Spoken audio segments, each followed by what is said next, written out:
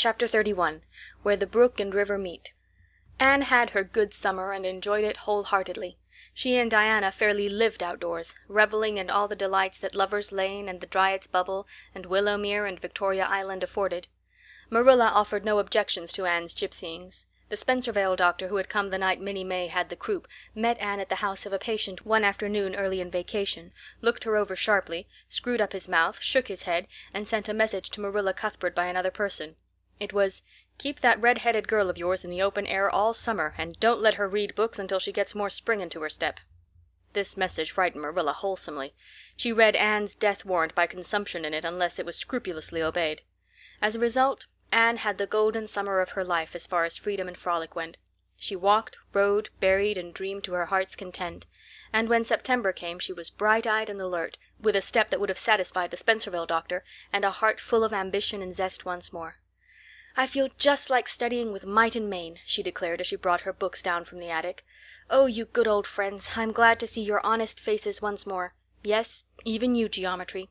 I've had a perfectly beautiful summer, Marilla, and now I'm rejoicing as a strong man to run a race, as Mr. Allan said last Sunday. Doesn't Mr. Allan preach magnificent sermons? Mrs. Lynde says he is improving every day, and the first thing we know some city church will gobble him up, and then we'll be left and have to turn to and break in another green preacher. But I don't see the use of meeting trouble halfway, do you, Marilla? I think it would be better just to enjoy Mr. Allan while we have him. If I were a man, I think I'd be a minister. They can have such an influence for good, if their theology is sound. And it must be thrilling to preach splendid sermons and stir your hearers' hearts. Why can't women be ministers, Marilla? I asked Mrs. Lynde that, and she was shocked and said it would be a scandalous thing. She said there might be female ministers in the States, and she believed there was, but thank goodness we hadn't got to that stage in Canada yet, and she hoped we never would. But I don't see why. I think women would make splendid ministers. When there is a social to be got up, or a church tea, or anything else to raise money, the women have to turn to and do the work. I'm sure Mrs. Lynde can pray every bit as well as Superintendent Bell, and I've no doubt she could preach too with a little practice." "Yes, I believe she could," said Marilla dryly. "She does plenty of unofficial preaching as it is. Nobody has much of a chance to go wrong in Avonlea with Rachel to oversee them." "Marilla," said Anne in a burst of confidence, "I want to tell you something and ask you what you think about it. It has worried me terribly, on Sunday afternoons, that is, when I think especially about such matters. I do really want to be good, and when I'm with you or Mrs. Allan or Miss Stacy I want it more than ever, and I want to do just what would please you and what you would approve of. But mostly when I'm with Mrs. Lynde I feel desperately wicked, and as if I wanted to go and do the very thing she tells me I oughtn't to do. I feel irresistibly tempted to do it. Now, what do you think is the reason I feel like that? Do you think it's because I'm really bad and unregenerate?" Marilla looked dubious for a moment. Then she laughed. "If you are, I guess I am too, Anne, for Rachel often has that very effect on me. I sometimes think she'd have more of an influence for good, as you say yourself, if she didn't keep nagging people to do right. There should have been a special commandment against nagging. But there, I shouldn't talk so. Rachel is a good Christian woman, and she means well. There isn't a kinder soul in Avonlea, and she never shirks her share of work." "I'm very glad you feel the same," said Anne decidedly. "It's so encouraging. I shan't worry so much over that after this. But I dare say there'll be other things to worry me. They keep coming up new all the time, things to perplex you, you know. You settle one question and there's another right after. There are so many things to be thought over and decided when you're beginning to grow up. It keeps me busy all the time thinking them over and deciding what is right. It's a serious thing to grow up, isn't it, Marilla? But when I have such good friends as you and Matthew and Mrs. Allan and Miss Stacy I ought to grow up successfully, and I'm sure it will be my own fault if I don't. I feel it's a great responsibility because I have only the one chance. If I don't grow up right I can't go back and begin over again. I've grown 2 inches this summer, Marilla. Mr. Gillis measured me at Ruby's party. I'm so glad you made my new dresses longer. That dark green one is so pretty, and it was sweet of you to put on the flounce. Of course, I know it wasn't really necessary, but flounces are so stylish this fall, and Josie Pye has flounces on all her dresses. I know I'll be able to study better because of mine. I shall have such a comfortable feeling deep down in my mind about that flounce." "It's worth something to have that," admitted Marilla.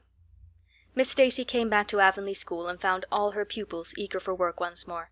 Especially did the Queen's class gird up their loins for the fray, for at the end of the coming year, dimly shadowing their pathway already, loomed up that fateful thing known as the entrance, at the thought of which one and all felt their hearts sink into their very shoes. Suppose they did not pass! That thought was doomed to haunt Anne through the waking hours of that winter, Sunday afternoons inclusive, to the almost entire exclusion of moral and theological problems. When Anne had bad dreams she found herself staring miserably at pass lists of the entrance exams, where Gilbert Blythe's name was blazoned at the top and in which hers did not appear at all. But it was a jolly, busy, happy, swift-flying winter. Schoolwork was as interesting, class rivalry as absorbing as of yore. New worlds of thought, feeling, and ambition, fresh, fascinating fields of unexplored knowledge, seemed to be opening out before Anne's eager eyes. Hills peeped o'er hill, and Alps on Alps arose. Much of all this was due to Miss Stacy's tactful, careful, broad-minded guidance. She led her class to think and explore and discover for themselves, and encouraged straying from the old beaten paths to a degree that quite shocked Mrs. Lynde and the school trustees, who viewed all innovations on established methods rather dubiously. Apart from her studies, Anne expanded socially, for Marilla, mindful of the Spencervale doctor's dictum, no longer vetoed occasional outings. The debating club flourished and gave several concerts. There were 1 or 2 parties almost verging on grown-up affairs. There were sleigh drives and skating frolics galore. Between times Anne grew, shooting up so rapidly that Marilla was astonished one day when they were standing side by side to find that the girl was taller than herself. "Why, Anne, how you've grown," she said almost unbelievingly. A sigh followed on the words. Marilla felt a queer regret over Anne's inches. The child she had learned to love had vanished somehow, and here was this tall, serious-eyed girl of 15, with the thoughtful brows and the proudly poised little head, in her place. Marilla loved the girl as much as she had loved the child, but she was conscious of a queer, sorrowful sense of loss, and that night, when Anne had gone to prayer meeting with Diana, Marilla sat alone in the wintry twilight and indulged in the weakness of a cry. Matthew, coming in with a lantern, caught her at it and gazed at her in such consternation that Marilla had to laugh through her tears. "I was thinking about Anne," she explained. "She's got to be such a big girl, and she'll probably be away from us next winter. I'll miss her terrible." "She'll be able to come home often," comforted Matthew, to whom Anne was as yet and always would be the little eager girl he had brought home from Bright River on that June evening 4 years before. "The branch railroad will be built to Carmody by that time." "It won't be the same as having her here all the time," sighed Marilla gloomily, determined to enjoy her luxury of grief uncomforted. "But there, men can't understand these things." There were other changes in Anne, no less real than the physical change. For one thing, she became much quieter. Perhaps she thought all the more and dreamed as much as ever, but she certainly talked less. Marilla noticed and commented on this also. "You don't chatter half as much as you used to, Anne, nor use half as many big words. What has come over you?"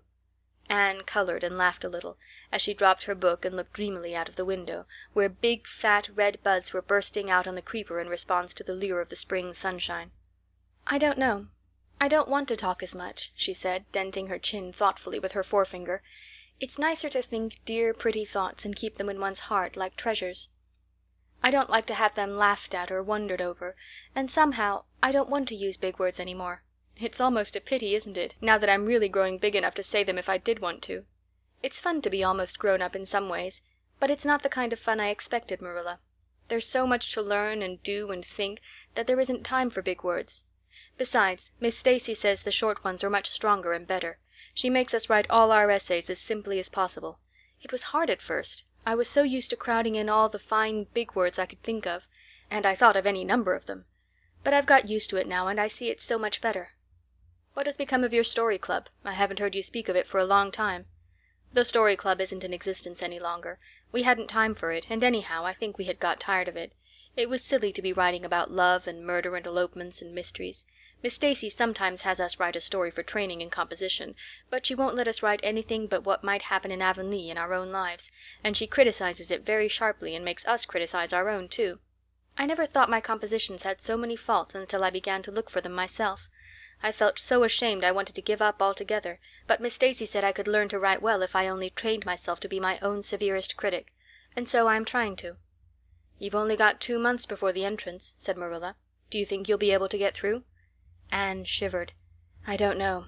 Sometimes I think I'll be all right, and then I get horribly afraid. We've studied hard, and Miss Stacy has drilled us thoroughly, but we mayn't get through for all that. We've each got a stumbling block. Mine is geometry, of course, and Jane's is Latin, and Ruby and Charlie's is algebra, and Josie's is arithmetic. Moody Spurgeon says he feels it in his bones that he is going to fail in English history. Miss Stacy is going to give us examinations in June just as hard as we'll have at the entrance and mark us just as strictly, so we'll have some idea. I wish it was all over, Marilla. It haunts me. Sometimes I wake up in the night and wonder what I'll do if I don't pass." "Why, go to school next year and try again," said Marilla unconcernedly. "Oh, I don't believe I'd have the heart for it. It would be such a disgrace to fail, especially if the others passed. And I get so nervous in an examination that I'm likely to make a mess of it. I wish I had nerves like Jane Andrews. Nothing rattles her." Anne sighed, and dragging her eyes from the witcheries of the spring world, the beckoning day of breeze and blue, and the green things unspringing in the garden, buried herself resolutely in her book. There would be other springs, but if she did not succeed in passing the entrance, Anne felt convinced that she would never recover sufficiently to enjoy them.